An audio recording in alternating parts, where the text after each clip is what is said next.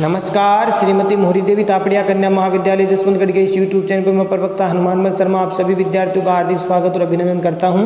प्यारे विद्यार्थियों, बीए तृतीय वर्ष की कक्षा में हिंदी साहित्य विषय के अंतर्गत आधुनिक काव्य जो आपका प्रथम प्रश्न पत्र है प्यारे विद्यार्थियों, उसमें हम विगत वीडियो से कवि नरेश मेहता जी की कविता वैष्णव यात्रा उसको पढ़ रहे हैं और उनके पदों की व्याख्या हम लेकर के हाजिर हैं। चलिए आज हम इनके अगले पद की व्याख्या है वो लेकर के हाजिर हैं। 8वां जो पद है देखिए प्यारे विद्यार्थियों, इसमें कि देखते नहीं चट्टाने शताब्दियों के बाद जब कृपा नेत्र खोलती है तब वासुदेव का जन्म होता है।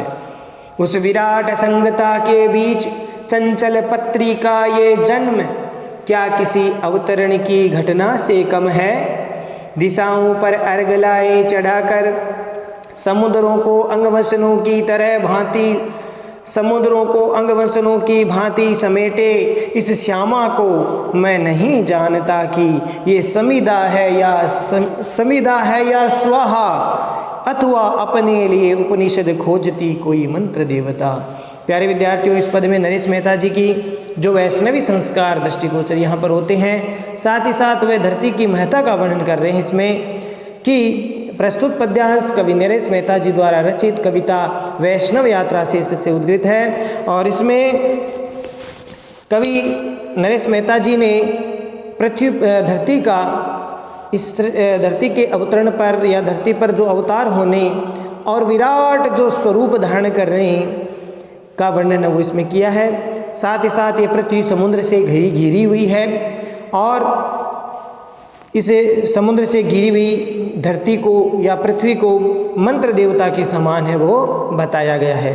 तो प्यारे विद्यार्थियों, चलते हैं यहाँ पर एक वैष्णवी संस्कार या दार्शनिक विचारधारा का यहाँ पर हुआ है। तो ये जो धरती है, ये धरती चारों ओर से समुद्र से क्या है, घिरी हुई है। चारों ओर से समुद्र से क्या है, घिरी हुई है। तो उसका यहाँ पर बताने का जो है किया है प्रयास।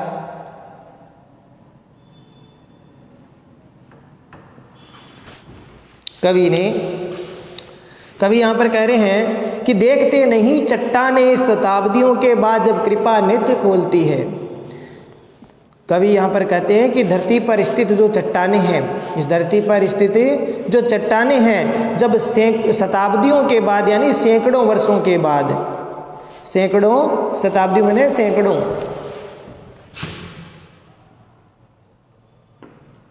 वर्षों के बाद जब कृपा रूपी नेत्र जब खोलते हैं तो वासुदेव किसको कहते हैं, श्री कृष्ण को। असंगता का मतलब आसक्ति का अभाव, या यूं कह सकते हैं कि साथ का अभाव, बिना साथ किए हुए। ठीक है, इसका अर्थ है चंचल पत्री माने चंचल पत्ते, चंचल पत्तों वाली।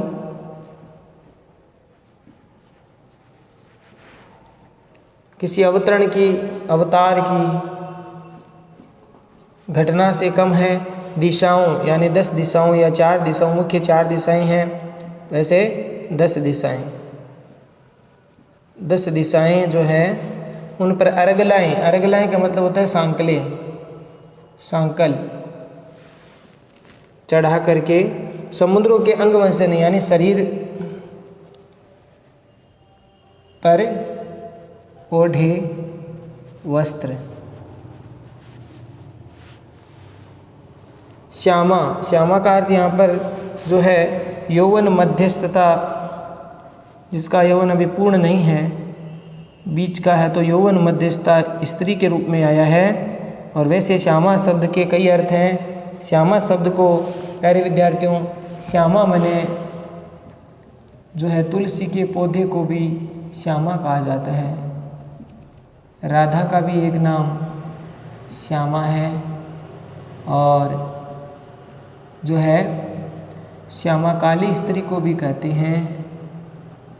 और यौवन मध्यस्थता स्त्री की भी यौवन मध्यस्थ स्त्री को भी श्यामा कहा जाता है। तो इस प्रकार से श्यामा के कई अर्थ है। श्यामा माने गाय भी होता है। तो इस प्रकार से श्यामा शब्द के कई अर्थ हैं।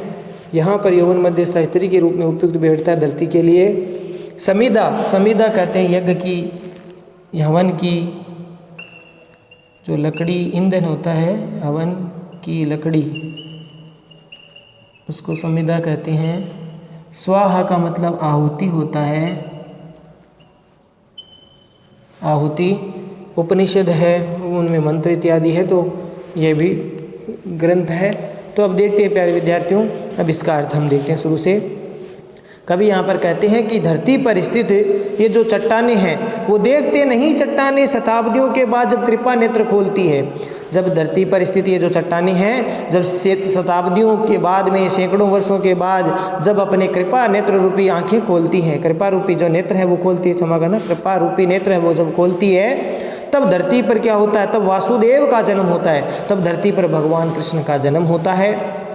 यानी यहाँ पर धरती है वो भगवान को अवतार करवाने वाली है। इस महत्ता से भी धरती की यहाँ पर पवित्रता का भाव यहाँ पर व्यक्त हुआ है।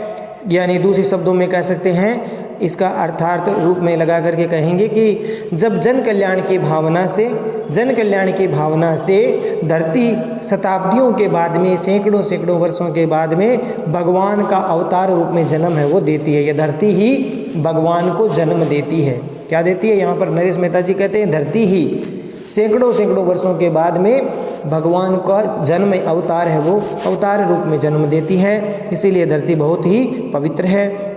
उस विराट संगता के बीच चंचल पत्री का ये जन्म, उस विराट संगता के बीच, आसक्ति के अभाव में, साथ के अभाव में, सृष्टि के इस विराट स्वरूप से बिना कोई आसक्ति रखे, बिना साथ रखे, निसंगता से के मध्य जब चंचल पत्री का ये जन्म, चंचल पत्री माने चंचल पत्तों वाली इस धरती का उदय होता है, उसका जन्म होता है। किसका? इस धरती का जब सृष्टि पर जन्म होता है, ठीक है, तो उस समय ये धरती क्या होती है, जब इस सृष्टि में धरती का उदय होता है वो किसी किसी अवतरण की घटना से कम है। जब ये धरती का अवतरण होता है, जब सृष्टि में धरती की रचना होती है, तो उस धरती का जो अवतरण होना या धरती का उदय होना क्या किसी अवतार की, भगवान के अवतार की घटना से कम थोड़ी है। ठीक है, किसी अवतार से कम थोड़ी है, और यानी कम महत्वपूर्ण नहीं है उनका धरती का अवतार, धरती का उदय होना किसी अवतार के आविर्भाव से कम महत्वपूर्ण घटना नहीं है। या इसको यूं कहे कि जब इस विराट स्वरूप सृष्टि में धरती का जो उदय वो होता है, तब तो बहुत महत्वपूर्ण और गरिमापूर्ण घटना होती है। धरती का जब जन्म होता है तब तो बहुत महत्वपूर्ण और गरिमापूर्ण घटना उसको मानते हैं। ये धरती क्या करती है कि दिशाओं पर अर्गलाएं चढ़ाकर समुद्रों को अंगवसनों की भांति समेटकर इस श्यामा को मैं नहीं जानता। देखो, कवि कहते हैं कि जब ये धरती चारों दिशाओं या फिर 10 दिशाएं होती हैं, ठीक है, उत्तर दक्षिण पूर्व पश्चिम, फिर ईशान नैऋत्य वायव्य आग्नेय, और उसके बाद में अधो और जो है ऊर्ध्व और अधो, इस प्रकार से 10 दिशाएं होती हैं। 4 मुख्य दिशाएं होती हैं, पूर्व पश्चिम उत्तर दक्षिण, फिर ईशान दिशा, नैऋत्य दिशा, वायव्य दिशा, आग्नेय दिशा। तो इस प्रकार से ये 8 हो गई। फिर 2 ऊपर की एक दिशा यानी ऊर्ध्व दिशा और एक अधो दिशा नीचे की दिशा। तो इस प्रकार से ये 10 दिशाएं होती हैं। तो कवि यहाँ पर कह रहे हैं कि धरती है वो 10 दिशाओं की अर्गला यानी सांकलों को चढ़ा करके 10 दिशाओं के अवरोधक के रूप में ये धरती 10 दिशाओं को एक तरह से सांकल की तरह, जैसे घर में सुरक्षा के लिए दरवाजे पर सांकल चढ़ाई जाती है जिससे दरवाज़ा बंद हो जाता है, तो इसी प्रकार से ये धरती है वो अपने 10 दिशाओं रूपी सांकल चढ़ा करके या अवरोध रूपी जो सांकलें चढ़ा करके, और सभी ओर से जो समुद्र है, धरती के चारों ओर जो समुद्र है, उस समुद्र की रूपी जो शरीर के वस्त्र हैं, उसके समुद्र रूपी वस्त्र है, उसके समुद्र धरती के वस्त्र की उपमा यहाँ पर किसके दिए हैं? समुद्र को। तो समुद्र रूपी जो शरीर के वस्त्रों के ढकने से समेट करके वो इस प्रकार से लगती है, समुद्रों को अंग वस्त्रों की भांति समेटे इस श्यामा को, वह श्यामा के समान लगती है। अर्थात वह यौवन मध्यस्था एक स्त्री के समान वस्त्रों को जैसे आवर्त रहती है, उस प्रकार से वह धरती समुद्र को ओढ़ती है। ये धरती के चारों ओर जो समुद्र है उसको किसकी उपमा दी है? आपके वस्त्र की। ये धरती रूपी जो नायिका है, धरती रूपी जो यौवन मध्यस्थता जो स्त्री है, श्यामा है, वह समुद्र का वस्त्र ओढ़ती है। ठीक है, तो इस प्रकार से यहाँ पर भाव व्यक्त हुए हैं, उपमित किया गया है। मैं नहीं जानता कि ये समिधा है या स्वाहा। आगे कवि कहते हैं कि मैं इस धरती के संबंध में ये नहीं जानता कि ये धरती समिधा है यानी यज्ञ की लकड़ी है या हवन की लकड़ी है, या फिर स्वाहा यानी आहुति है, यानी यज्ञ की जो समिधा होती है जिसमें ईंधन यानी जो लकड़ी है, जौ है, तिल है, घृत है, घी है, इस प्रकार से उसकी आहुति जब दी जाती है तो उसको जो है समिधा, जिसको हम क्या बोलते हैं? समिधा बोलते हैं। और उसकी आहुति देना उसको बोलते हैं स्वाहा। ओम भूर्भुवः स्वः तत्सवितुर्वरेण्यं भर्गो देवस्य धीमहि धियो यो नः प्रचोदयात् स्वाहा। तो इस प्रकार से जैसे यज्ञ में मंत्र इत्यादि से स्वाहा से आहुति दिए जाती है, तो यहाँ पर बता रहे हैं कवि कि मैं कहता हूँ, कवि कहते हैं कि मैं इस धरती के संबंध में ये नहीं जानता कि ये यज्ञ की समिधा है अथवा उसकी आहुति है या क्या है, अथवा अपने लिए उपनिषद खोजती कोई मंत्र देवता, या फिर ऐसा है कि जैसे कोई उपनिषद, ये धरती है वो किसी उपनिषद से अपने कोई मंत्र देवता को खोज रही है, क्योंकि वेद मंत्रों में अलग अलग चीज़ों के लिए, अलग अलग पदार्थों के लिए अलग अलग देवताओं के मंत्र हैं। सूर्य के मंत्र है, अग्नि के मंत्र है, यानी इंद्र के मंत्र है, ठीक है, तो वायु के मंत्र है, जल के मंत्र है, सब वरुण देवता के मंत्र है, सब मंत्र हैं, अलग अलग देवताओं के मंत्र है। तो इस प्रकार से ऐसा लगता है जैसे ये धरती अब उपनिषदों में अपने कोई जो है धरती संबंधी जो वेद मंत्र है उनको जैसे खोज रही है, उपनिषद खोजती हुई कोई मंत्र देवता है, या यूँ कह सकते हैं कि धरती हमें सब कुछ देती है और उसके अनेक रूप है वो यहाँ सृष्टि में विद्यमान है। तो धरती का अवतरण होना, धरती का उदय होना किसी अवतरण से, भगवान के अवतार होने के कार्य से, घटना से कम घटना नहीं है। तो इतना धरती को व्यापक रूप में यहाँ पर बताया है, विराट स्वरूप यहाँ पर नरेश मेहता जी की दृष्टि गई है। प्यारे विद्यार्थियों, ये हुआ इसका अर्थ।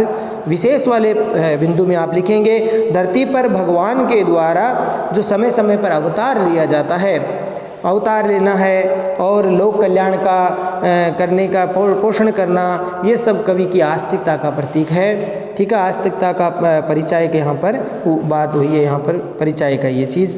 और दूसरे पॉइंट में आप देख सकते हैं कि पृथ्वी के चारों समुद्र हैं, वो समुद्र क्या है? इस धरती रूपी स्त्री का वस्त्र है जो उससे आवर्त रहती है।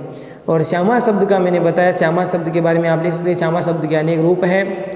श्यामा जो है काली स्त्री को भी कहते हैं, श्यामा तुलसी के पौधे को भी कहते हैं, तो श्यामा गाय के लिए भी उपमित किया जाता है। लेकिन यहाँ श्यामा शब्द है वो पृथ्वी के लिए जो है यौवन मध्यस्था स्त्री के लिए ज़्यादा उचित माना गया है, समझा गया या उस रूप में उपमित किया गया है, ये आप लिख सकते हैं। और क्या लिख सकते हैं, जैसे प्रत्येक वेद मंत्र का कोई ना कोई देवता होता है, उसी प्रकार से धरती के लिए भी यहाँ पर उपनिषदों में कोई ना कोई वेद मंत्र है वो जो है उल्लेखित वो रूप में हुआ है, यानी धरती का भी कोई मंत्र जरूर उपनिषदों में होता है। तो इस प्रकार से यहाँ पर भाव व्यक्त हुए हैं। और जिसमें पृथ्वी जो सूक्त होता है उसमें पृथ्वी की मंत्र इत्यादि होते हैं, पृथ्वी सूक्त में जो उपनिषदों में रचे जाते हैं। तो प्यारे विद्यार्थियों, इस प्रकार से आप लिख सकते हैं वैष्णवी संस्कार का, कवि का वैष्णवी संस्कार यहाँ पर दृष्टिगोचर होता है, ये भी लिख सकते हैं। उपमा रूपक परिकर अलंकार का प्रयोग इसमें किया गया है। उपमा, अनुप्रास, परिकर, उपमा, अनुप्रास, परिकर, और यहाँ पर प्यारे विद्यार्थियों जो है रूपक अलंकार की प्राप्ति हो रही है। यहाँ पर अलंकारों में लिख देंगे, तत्सम तद्भव शब्दावली से युक्त रचना है, ये आप लिख सकते हैं। तो प्यारे विद्यार्थियों, ये वो इसका इस पद की व्याख्या आशा करता हूँ समझ में आ गया होगा। अब देखते हैं अगला पद। कि जब भी इस भूमा से साक्षात हुआ है, भाषा अपना व्याकरण अपना अर्थ सब कुछ वृक्ष छालों सा उतार देती है, और एक भाषाहीन शांति धूप सी फैल जाती है। भाषाहीनता का ये कैसा अभिषेक जल है जो निरंतर मेरे चारों ओर झर रहा है। इसे साक्षात को परिभाषित नहीं किया जा सकता है, नहीं किया जा सकता है। कवि ने बहुत सुंदर उपमित किया है। इस धरती का, ये धरती रूपी जो ब्रह्म है वह जो है एकदम से भाषाहीन है, यानी इनको भाषा के द्वारा जो है अब उपमित नहीं किया जा सकता, अनिर्वचनीय है, वर्णन नहीं किया जा सकता। तो इस प्रकार से भाषा रूपी इस वृक्ष के समान यहाँ पर देखिए बताया है कि वृक्ष छालों सा उतार देती है भाषा अपना अर्थ, वृक्ष के छाल के समान। तो यहाँ पर वैसे कोई ज़्यादा शब्दार्थ कठिन नहीं है, ठीक है। भूमा का अर्थ यहाँ पर है धरती रूपी जो ब्रह्म है, परम ब्रह्म है, उसके अर्थ में आया है, ठीक है प्यारे विद्यार्थियों। धरती रूपी ब्रह्मा परम ब्रह्म, भूमा, भूमा माने धरती, तो धरती रूपी परम ब्रह्म ब्रह्म के अर्थ में आया है। ये धरती है, ये ब्रह्म स्वरूपा है, ऐसा माना गया है। ऐसा मान करके यहाँ पर भाव व्यक्त हुए हैं। तो चलिए इस पद को हम इसको अर्थ को देख लेते हैं।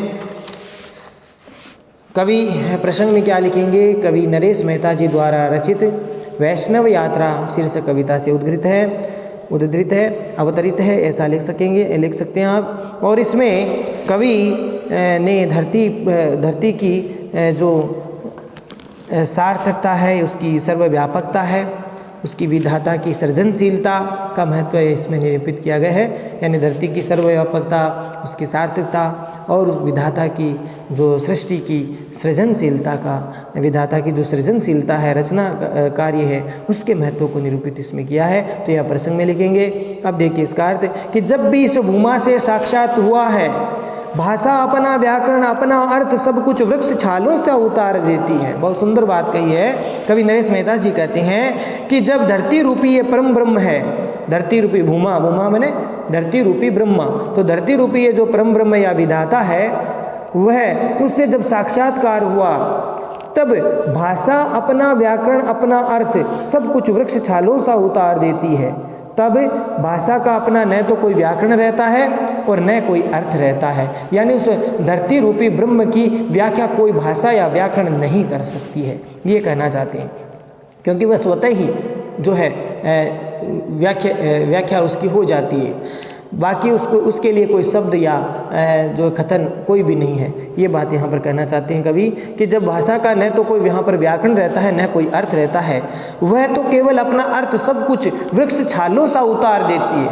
वह धरती, जो धरती रूपी ब्रह्म है, वह पेड़ की छाल की तरह, जैसे पेड़ की छाल वह अपने आप स्वतः ही उतर जाती है, ऐसे यहाँ पर ये धरती रूपी जो पेड़ है या ब्रह्म है, ये अपनी बात को वृक्ष छाल के समान उसके अर्थ को जो है बता देता है, उसको उतार देता है। पेड़ की छाल की तरह भाषा अपने अर्थ को उतार देती है और उस क्षण में केवल आत्मा अनुभूति होती है, वहीं प्रबल रहती है। केवल आत्मा अनुभूति के द्वारा, क्योंकि शब्दों के द्वारा उसको व्यक्त नहीं किया जा सकता, उसके महत्व को व्यक्त नहीं किया जा सकता, वह भाषा के द्वारा व्यक्त नहीं होता, व्याकरण के द्वारा व्यक्त नहीं होता। वह तो केवल आत्मिक अनुभूति से या अपनी आत्मा की अनुभूति से एहसास जिसको हम कह सकते हैं, उसको किया जा सकता है।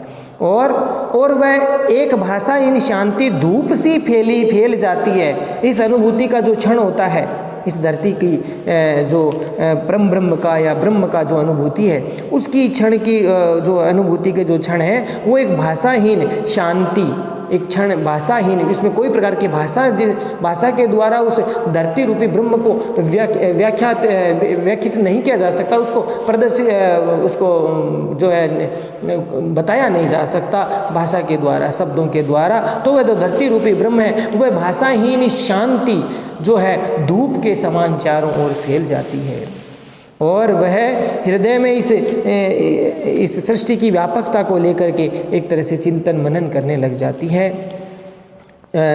इस धरती के बारे में हृदय में ही केवल अनुभूति होती रहती है और उसका चिंतन मनन चलता रहता है, उसको शब्दों द्वारा व्यक्त नहीं होता, केवल एहसास किया जा सकता है।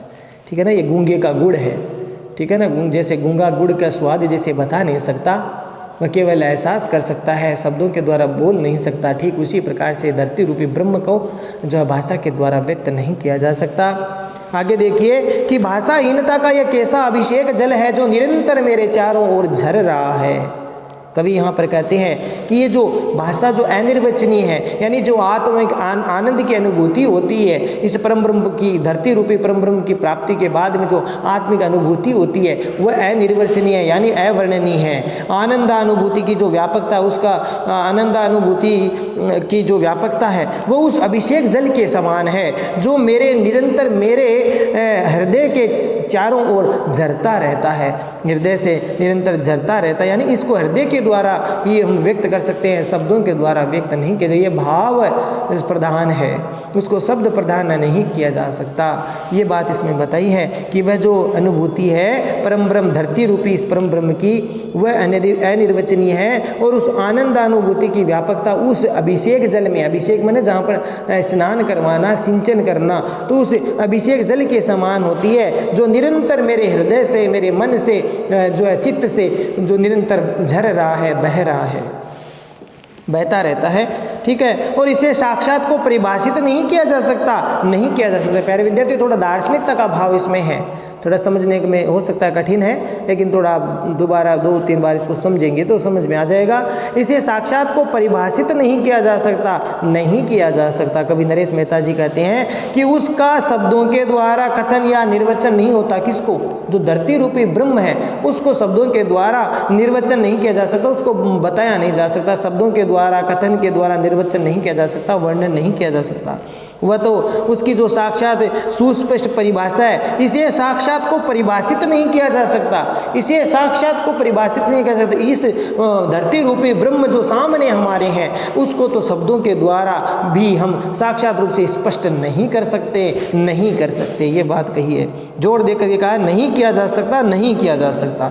तो इस साक्षात सुस्पष्ट परिभाषा भी उसकी नहीं दी जा सकती। वह तो केवल आत्मिक आनंद की अनुभूति है, आत्मिक आनंद है जो सदैव अपरिभाषित रहता है, जो सदैव व्याकरण से परे रहता है, जो भाषा से परे रहता है, उसको भाषा के द्वारा, व्याकरण के द्वारा, परिभाषा के द्वारा व्यक्त नहीं किया जा सकता। वह केवल एहसास की जा सकती है, अनुभूति की जा सकती है। यहाँ पर यह भाव व्यक्त हुआ है मेरे विद्यार्थियों, और उसका केवल हृदय से ही अनुभव किया जा सकता है। तो ऐसा करते हुए समझ में आ गया होगा आपको। विशेष वाले पॉइंट में आपको लिखना है प्यारे विद्यार्थियों, कवि ने धरती को विधाता की सृष्टि और उसका साक्षात स्वरूप बताया है। धरती क्या है? विधाता की सृष्टि है। धरती क्या है? ये विधाता की सृष्टि है, और वह साक्षात स्वरूप है, वही विधाता है। धरती विधाता का जो है, विधाता की सृष्टि है, और वो जो सृष्टि है वही विधाता का स्वरूप है। ये बात यहाँ पर करने की कोशिश की जा रही है। और उसकी आनंद की अनुभूति जो सदैव शब्द रहित रहती है। इस धरती को अगर हम अब भगवान की रचना मान रहे हैं तो वह परम ब्रह्म स्वरूपा है, और उसको शब्दों के द्वारा व्यक्त नहीं किया जा सकता। उस धरती को तो हम केवल अनुभव कर सकते हैं। वो ब्रह्म है, वो शब्द रहित है, अनिर्वचनीय है, वो तो केवल आनंद की अनुभूति योग्य है, हृदय से अनुभव किया जा सकता है। यमक उपमा विशेषोक्ति अलंकार है प्यारे विद्यार्थियों।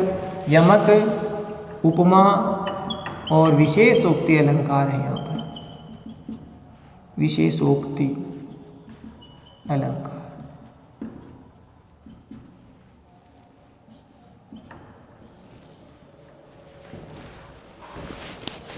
और भाषा तत्सम शब्दावली से एक रचना है, और कवि की वैष्णव संस्कार भी यहाँ पर दृष्टिगोचर होते हैं। ये भी आप पद में लिख सकते हैं। तो आशा करता हूँ प्यारे विद्यार्थियों दोनों पद नरेश मेहता जी की समझ में आ गए होंगे।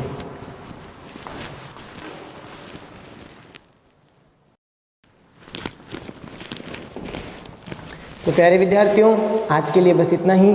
अगली वीडियो में फिर हाजिर होंगे नरेश मेहता जी के कविता वैष्णव यात्रा के पदों की व्याख्या को लेकर के। तब तक के लिए इन दोनों व्याख्याओं को आप ठीक प्रकार से पढ़ेंगे, इनको इनके नोट्स बनाएंगे और ठीक प्रकार से इनको याद भी करना है। प्यारे विद्यार्थियों, समझ करके व्याख्या को याद नहीं की जाती, उसके पदों के भाव को ग्रहण किया जाता है। ठीक है, जितना आप पहले पद को देखिए, कैसे कठिन शब्दार्थ उनको देखिए और उसके बाद में उसके भाव को ग्रहण करते जाइए। ठीक है, तो ये वैसे रटने की आवश्यकता नहीं है, व्याख्या को आप भाव सहित समझने की आवश्यकता है। वैसे भी हिंदी साहित्य के विद्यार्थी हैं तो भाव तो उसमें होने ही चाहिए, भावों को समझने की उनमें पकड़ होनी ही चाहिए। जो भावों से भरा नहीं है वह हिंदी साहित्य में जो है अगर पढ़ता है तो वो जो हिंदी का जो स्वाद है, आस्वाद है, वो नहीं कर सकता।